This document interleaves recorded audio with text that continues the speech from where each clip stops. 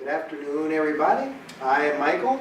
This is Majel, and we're continuing our breakdown of a yoga class and yoga poses and asanas. Today we are going over the chair pose, commonly known as Utkatasana in the traditional sense, or sometimes even called the lightning bolt or thunderbolt pose. So many different names, it's all the same thing, it all comes down to yoga. So, are we ready? Mm-hmm. All right, so how we come into the pose, we'll come into the pose today from a forward fold. So remember, if your legs are a little tight, you bend the knees a little bit, but if you're feeling kind of flexible, the legs could be straight.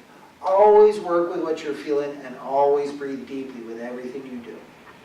So how this pose would start, the knees would bend deeply up to, but no more than 90 degrees. So 90 degrees, that would be where the butt's even with the knees, but that's a little extreme. If you don't want to go to that point, the butt could be a little higher. But you're resting your chest on your legs. Now the arms reach out in front of you. Now notice how those arms are pulling out. There's a lot of energy coming as the butt is pulling back and the fingers are pulling forward. You're stretching the arms and you're stretching the entire spine. And yes, you're building some strength in the legs and the knees. Now, the chest lifts off the thighs. The fingers pull up to the sky. And here we have it, chair pose number one. Notice how the butt is pulling low. The ribs are pulling high, so you're getting the stretch.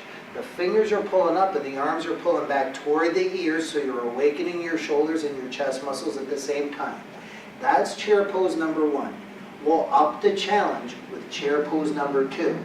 The heels of the feet kick up high, so now you're up on your tippy toes, the balls of your feet. It's difficult to breathe, but I think Majel is still breathing calmly. Would that be correct? She is breathing beautifully. I can hear her here. I don't know about you guys over there, but she's doing perfect.